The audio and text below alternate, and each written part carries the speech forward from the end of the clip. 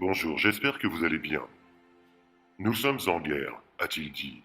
Et effectivement, il semble que nous le soyons. Concernant la pédocriminalité et les placements abusifs, oui, effectivement, nous sommes en guerre. Mais rassurez-vous, les forces de l'ordre sont au taquet et donc multiplient les convocations et arrestations. Sans plus de détails, vous pourriez en être satisfait, oui, mais... Effectivement, ils travaillent d'arrache-pied. Il nous reste juste à nous poser cette simple question. Pour qui bossent-ils au final? Et pour certains, heureusement, pas tous, dans quel camp sont-ils? Pour le moment, parmi les cibles de leur travail, sont présentes également des victimes elles-mêmes, celles qui déjà se débattent pour défendre leurs enfants et leurs droits tout simplement, et ce, dans l'indifférence de la plus grande majorité de la population.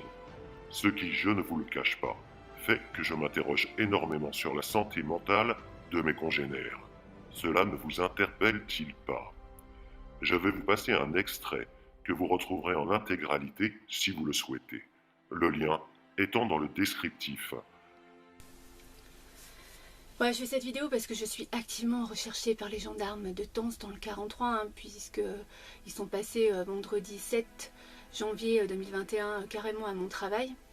Donc je pense pas que ça soit très utile de mobiliser 2 agents pour me rechercher. Tout ça parce que le procureur de la République de Valence a décidé de me faire taire, coûte que coûte, et donc de m'accuser, je ne sais pas encore de quoi, puisque j'ai écrit une requête pour savoir de quoi il découlait.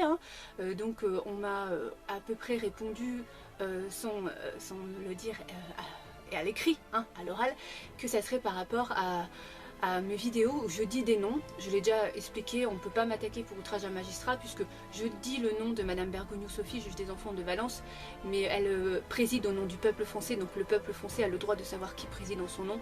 Et puis je n'ai jamais manqué de respect, je remets en question ses compétences. Je n'ai jamais insulté ni quoi que ce soit dans mes vidéos. Tout ça, c'est une mascarade incroyable, comme depuis le début du placement de ma fille le 3 juillet 2018, qui est enlevée par 2 gendarmes et 3 éducateurs. Il faut bien ça pour enlever ma fille pour une fusion.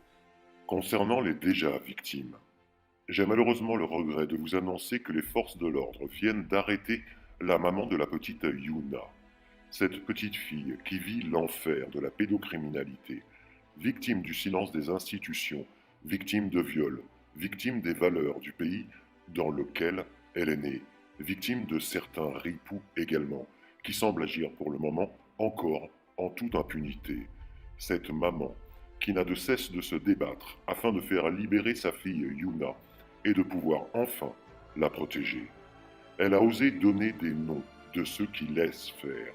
Mais dans le pays des droits de l'homme, il y a le citoyen, vous savez, le gueux, celui qui n'est rien, et il serait important enfin de le comprendre et de réagir. Et il y a l'homme, je ne vais pas épiloguer, comprendra qui peut. Quand cela deviendra-t-il viral et que tous s'opposeront enfin à cela? Y a-t-il eu déjà une campagne de vaccination concernant le nombrilisme et l'acceptation? Non, pas encore. Alors, s'il vous plaît, ouvrez les yeux et partagez. La peur doit changer de camp. Et comme en témoigne un policier, des ripoux sont bien présents. Il ne tient qu'à nous de nous unir pour dire stop. Et si les petits grains de sable le décident, si nous sommes des milliers à dire stop, nous formerons des dunes et la peur changera enfin de camp. Prenez soin de vous et de vos proches. À bientôt, ici ou ailleurs. Portez-vous bien.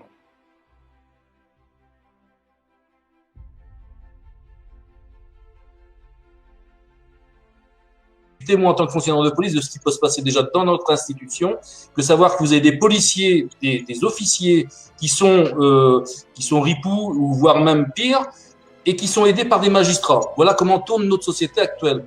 Alors, faut plus se laisser faire. Ils veulent la guerre, il faut faire la guerre. Faut plus se soumettre.